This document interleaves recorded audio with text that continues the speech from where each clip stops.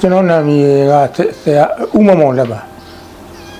အငိမ့်သားကျောင်းဆရာပြင်ဆင်သားပါလည်းများပြင်ဆင်ရွှေကျဲအထက်ကနေပြင်ဆင်ယူသွားပါတယ်နော်ကျွန်တော်အသေးကျွတ်တော့အသေးကျွတ်တော့အသေးနဲ့ပတ်သက်ပြီးနေတော့6တနည်းလောက်ရှိတယ်တနည်းလောက်ကုသိမာရည်တဲ့ကုနေအသေးကကျွတ်နေတော့အဲ့ဒီမှာမသက်တာဘူးသက်တာရင်အဲ့မှာကံကောင်းကျင်တော့ကျွန်တော်တို့စကိုင်းကဒေါက်တာနာမည်တော့နေမိတယ်အဲ့ဆရာစကိုင်းရဆရာဝန်နဲ့ကျွန်တော်တွေ့မိသွားတာရှုမင်းဝန်ဆရာညွှန်းတာဒီလိုပဲအဲ့ဒါဆိုအသေးပါညာဆိုလို့ရှိရင်ညွှန်းလို့ဆိုရင်အသေးစားထိုးလို့ရတယ်ပေါ့အဲ့မှာဒီမှာဒီအေဂျင့်ဒေါက်တာဆိုင်နေတယ်ဒေါက်တာဆိုင်ဆိုတာရှိတယ်ပေါ့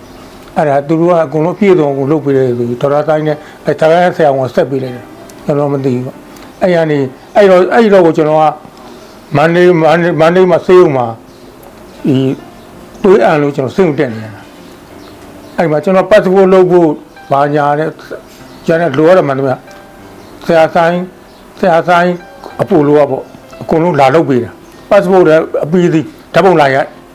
နောက်ဒီဗမာပြည်မှာစစ်တရားရှိတဲ့ကိစ္စတွေမှာဆရာဝန်တွေနဲ့တွေ့ပြီးတော့ကျွန်တော်ရဲ့လိုရတဲ့အသေးနဲ့ပတ်သက်တဲ့စစ်တရားရှိရတဲ့အကုန်စစ်ပေးသွားတာအဲ့ဒါအဲ့ဒီမှတ်ချက်တွေ result တွေယူပြီးတော့သူကနေအိန္ဒိယအပိုသေးကိုပို့ပြီးတယ်အဲ့လိုရတဲ့မန်နူများအဲ့ဒါတွေအကုန်လုံးဒီကိုဆိုင်အပိုလိုရာနေဒီကနေကိုဆိုင်အကုန်လုတ်ပေးတာပြီးတော့အကုန်လုတ်ပေးနောက်အဲ့ရနေနောက်သွေးသိရင်လည်းကျွန်တော်တို့အရင်တိုင်းတက်လို့ပါညာဆိုပြီးတော့ဒီကနေ MRC ပါရိုက်ပါပို့ပြီးတော့အဲ့လိုကျွန်တော်တို့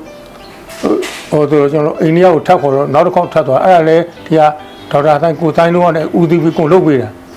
နောက်တော့လေလက်မကသာနောက်အိန္ဒိယသွားတယ်ဆိုလေဝင်းတွေသူတို့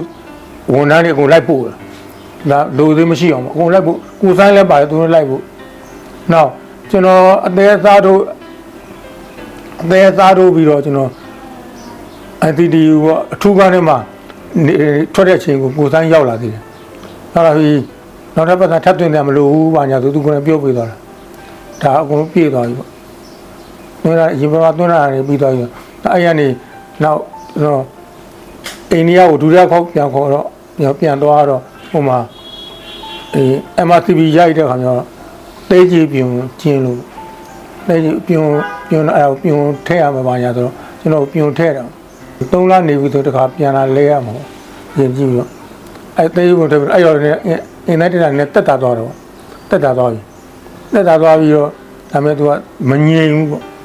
အဲ့ဒါနေနောက်3လနေတော့နောက်တစ်ခေါက်ထပ်သွားတယ်တေးကြီးပြုံကျင်းတေးကြီးပြုံမကျင်းတော့မသွားဘူးဗျကျွန်တော်တေးကြီးကိုသွားကျင်းတော့အဲ့ဒါနောက်အဲ့ကျင်းတဲ့လက္ခဏာလေးတွေပြတော့ရားတာတို့နောက်မျက်လုံးတောင်လေးတွေမှာအဝါရောင်တန်းတာဒါမျိုးနောက်အဲ့ပြုံလက်တက်ပြီးတော့အဲ့ဒါတွေပျောက်သွားတယ်ပထမအစားထိုးတာတစ်ခေါက်ပေါ့တဲကြီးမြုံကျင်းလို့ပိုက်ထဲတာတစ်ခေါက်ပေါ့နောက်3လနေပြီးတော့ပိုက်လဲတာတစ်ခေါက်နောက်3လနေတော့အဲ့ပိုက်ကိုသွားဖြုတ်တာတစ်ခေါက်ဆိုတော့လဲတဲ့ခေါက်ရဲ့နောက်3ခေါက်အားလုံး4ခေါက်သွားလဲတော့ခုတော့သွားကြမလို့တော့ဘူးဆေးရတော့ကျွန်တော်တို့တတ်မှတ်ထားတဲ့အညွန်တိုင်းတောက်နေရတော့ပြီးရင်သွေးတစ်တာကတော့တစ်လတစ်ခါဆေးရတယ်သွေးတစ်တာဆေးပြီးတော့အဲ့သွေးတစ်တဲ့အဖြေကိုအိန္ဒိယခုကျွန်တော်ဆရာဝန်ကြီးပို့တာဒီကကိုဆိုင်တို့ကိုယ်စလေရတယ်သူတို့ရုံးကဝန်ထမ်းတွေကပို့ပေးတာဟိုတော့သူတို့ကအင်္ဂလိပ်လိုပြောကြမှာပဲဟိုကအင်္ဂလိပ်လိုပြောတော့သူကဗမာပြန်ပြီးကျွန်တော်တို့ဘာလို့မဘာဆေးတိုးလျှော့ပေါ့ဘယ်ဆေးကိုတိုးဘယ်ဆေးကိုလျှော့ဘယ်ဆေးကိုရက်သူတို့ကညွှန်ကြတယ်ကိုဆိုင်တို့ကကိုယ်လည်းမရှိရင်ကျွန်တော်ကဘယ်လိုဆက်သွယ်မှာဒီကလည်းသူသိတဲ့အဖြေတဲ့ကျွန်တော်မပို့တယ်ဒီကနေရုံးကနေပို့ပေးတာကျွန်တော်ဆိုလို့ချင်တာကကျွန်တော်လိုဖြစ်ကျွန်တော်လိုလှုပ်ချင်တယ်ပါညာဆိုလို့ရှိရင်ဒီမှာတော့အေဂျင့်တွေကတော့ဗမာပြည်မှာတော့တော်များများရှိတယ်ပေါ့ဒါပေမဲ့ကျွန်တော်ကတော့တွေ့ကြုံခဲ့ရတာပြောတာပါနော်ကျွန်တော်နဲ့ဆက်ဆံခဲ့ရတဲ့ဒေါက်တာဆိုင်ကတော့ဘာမှလိုသေးမရှိဘူးလို့တော့ကျွန်တော်ထင်တာပဲဘာမှလိုသေးဘူးဂရုစိုက်မှုပေါ့ခုချိန်ဒီကျွန်တော်ကိုသူတို့ဂရုစိုက်တော့ဒီကနေရန်ကုန်လေသိလိုက်ပို့တယ်နောက်ဟိုမှာလဲကျွန်တော်တို့အိန္ဒိယရောက်ပြီဆိုလို့ရှိရင်လည်းသူကဒီလှမ်းကြောင်ရပြီးသားကျူတဲ့လူကလည်းရန်တဲ့ဟိုတယ်ကိုရန်တဲ့ပို့တယ်နောက်ဟိုမှာနောက်တ တက်တန်ရဆရာဝန်လည်းသွားတွေ့ပြီဆိုရင်သူဂိုက်ကိုနာအရင်ရှိပြီးသားဂိုက်နဲ့ပဲတက်တော်ကြီးပြောနေကြအောင်အကုန်လုံးဘာမှလိုသေးမရှိဘူးပေါ့ဗျာအဲ့ဒါပဲကျွန်တော်တို့ကတော့ဘာတစ်ခုမှအထင်ငေါ့အခက်ခဲဘာမှမပေါ်ဘူး